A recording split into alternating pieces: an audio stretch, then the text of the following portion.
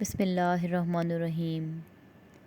ربی شرح لی صدری ویسر لی امری واحلل عقدۃ من لسانی یفقہوا قولی۔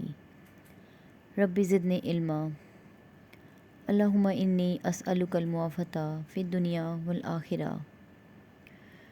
ذو الحج کا مہینہ ایک مبارک مہینہ ہے اور اللہ تعالیٰ نے اس مہینے کو دوسرے تمام مہینوں پر اولین فوقیت دی ہے اور دوسرے مہینوں سے زیادہ صفت عطا فرمائی ہے۔ بے شک تمام دن اور تمام راتیں اللہ تعالیٰ کی ہی بنائی ہوئی ہیں۔ دیکھنے میں تمام دن اور راتیں جو کہ سال میں آتی ہیں ایک ہی جیسی ہیں اور ساری اللہ کی ہی تخلیق ہے، لیکن اللہ تعالیٰ ان دنوں اور راتوں میں سے کچھ کو اس لیے منتخب کر لیتے ہیں کہ میرے بندے ان دنوں اور ان راتوں جو کہ مخصوص ہوتے ہیں میری طرف خصوصی طور پر رجوع کریں۔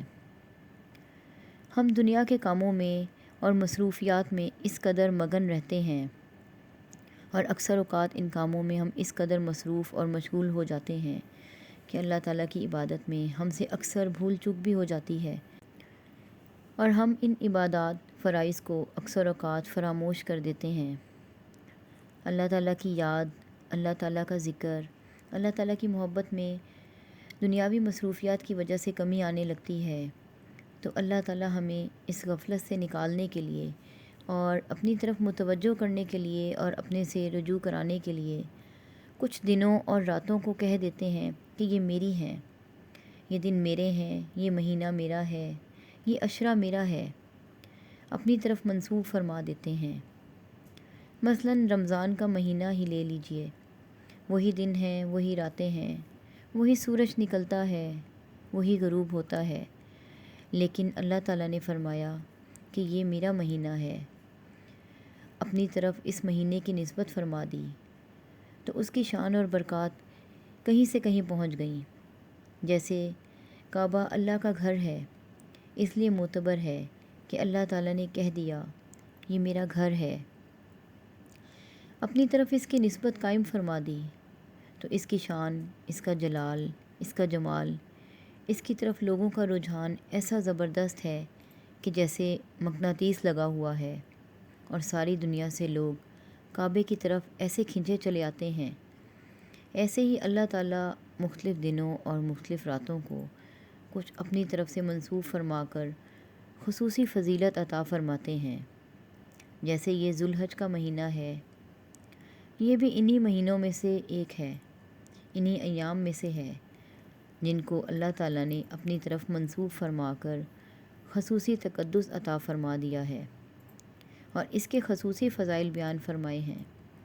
یہ اس لیے کہ ہم لوگ جو دنیا کی مشغلوں میں الجھے ہوئے ہیں، مصروف ہیں، تو وہ لوگ جو اللہ کی محبت میں، اطاعت میں، ذکر میں اپنے آپ کو مشغول کریں، ایسے ہی ذو الحج کا مہینہ ہے۔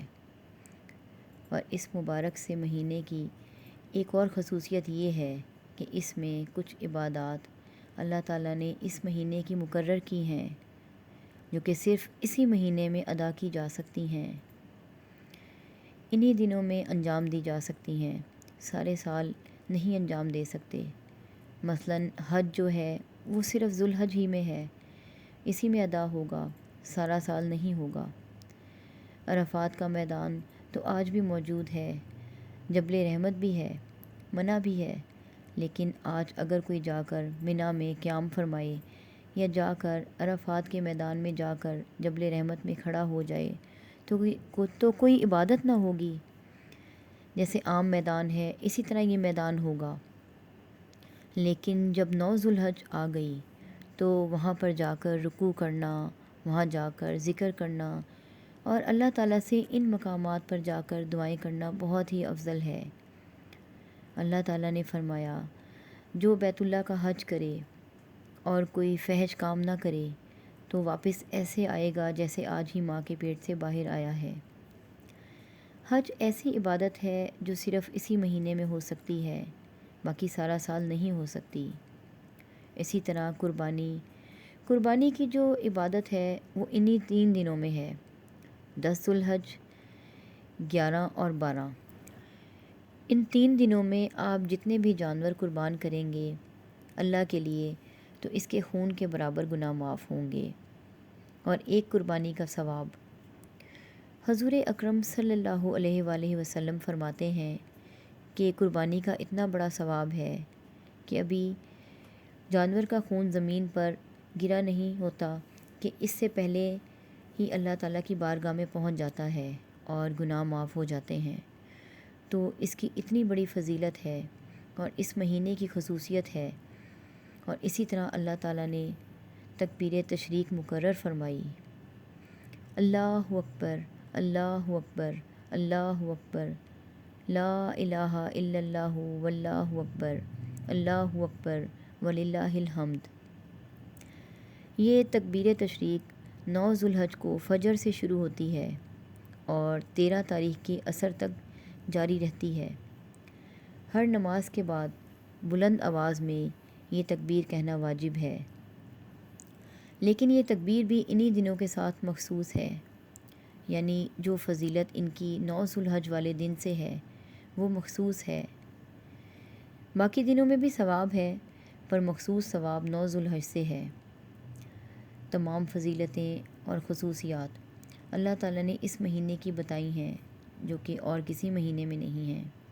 اللہ تعالیٰ ہمیں ان پر عمل کرنے کی توفیق عطا فرمائے، آمین۔